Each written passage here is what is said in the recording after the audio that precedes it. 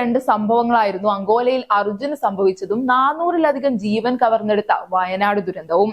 മണ്ണിനടിയിൽപ്പെട്ടു പോയവരുടെ body കിട്ടാൻ നിരവധി ദിവസങ്ങളാണ് നാം തിരഞ്ഞത്. സാങ്കേതിക വിദ്യയുടെ സഹായവും തേടി. എന്നാൽ പൂർണ്ണമായും വിജയിക്കാനായില്ല എന്ന് മാത്രമല്ല, നിരവധി വെല്ലുവിളികളും അവിടെ നേരിടേണ്ടി വന്നു. എന്നാൽ അതിനെയെല്ലാം മറികടക്കാൻ സഹായിക്കുന്ന ഒരു കണ്ടുപിടുത്തവുമായാണ് Adi Shankara institute of engineering and technology കാലടിയിലെ എഞ്ചിനീയറിംഗ് വിദ്യാർത്ഥികൾ ഇപ്പോൾ മുന്നോട്ട് വന്നിരിക്കുന്നത്. നമുക്കറിയാം 2018 ടു 2024 വരെ നമുക്ക് ഡിസാസ്റ്റർ ഫീൽഡ് ആയിരുന്നു. ശരിക്കും പറഞ്ഞാൽ ഇന്ത്യ എന്ന് പറയുന്നത് ഡിസാസ്റ്റർ ഫീൽഡ് തന്നെയായിരുന്നു.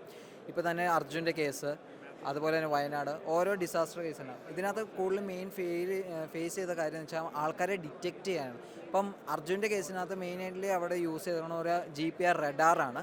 ആൻഡ് വയനാട്ടിൽ കേസിനകത്താണെങ്കിൽ തെർമലായിരിക്കും തെർമലാണ് യൂസ് ചെയ്തത്.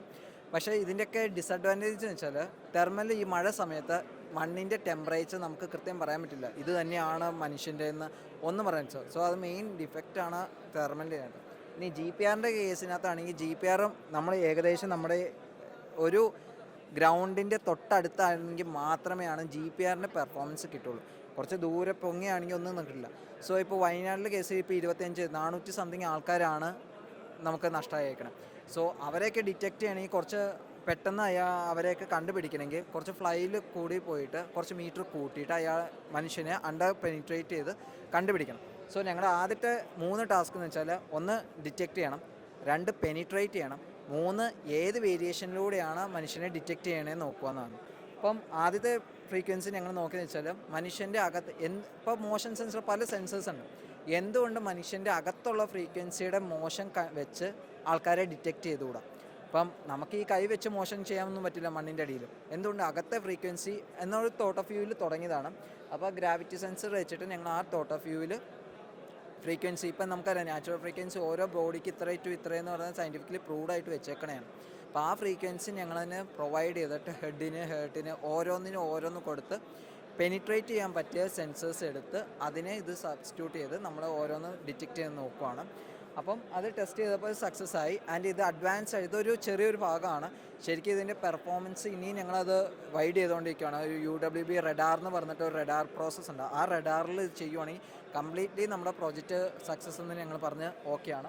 ആൻഡ് ഇതിനകത്ത് ഇപ്പം ഞങ്ങൾ യൂസ് ചെയ്തേക്കണ ലേസറുണ്ട്, മൾട്ടി ലേസറും പിന്നെ 2 റോവർ മെക്കാനിസം എന്തിനാണെന്ന് വെച്ചാൽ ഇപ്പം നമുക്കിപ്പം 2-3 പേരോ ഉള്ളെങ്കിൽ ചിലപ്പോൾ ഒരാൾ ഇവിടെ ആണെങ്കിൽ അടുത്ത ആൾ അപ്പുറത്ത് എവിടെയെങ്കിലും ആയിരിക്കും.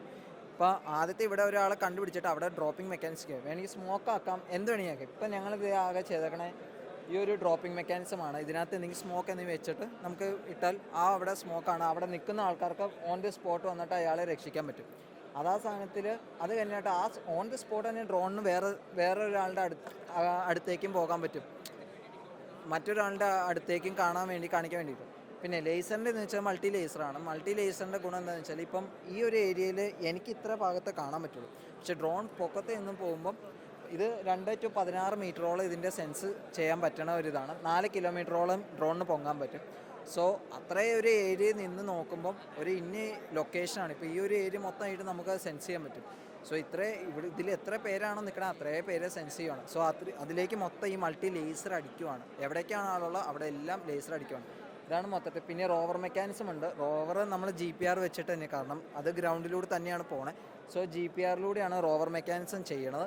ആൻഡ് ഇത് ഇനിയിപ്പോൾ ഞങ്ങളുടെ ടെക്നോളജി വാട്ടർ പ്രൂഫിലേക്കും എല്ലാം ഒന്ന് അഡ്വാൻസ്ഡ് ആക്കാൻ വേണ്ടി നോക്കുവാണ്. ഇതിപ്പം ചെയ്യുവാണെങ്കിൽ നമുക്ക് മിലിറ്ററി പർപ്പസിനും ഡിസാസ്റ്റർ മേഖലയിലേക്ക് ഇത് ഗുണകരമാക്കിയെന്ന രീതിയിലേക്കാണ് ഞങ്ങൾ നോക്കുന്നത്.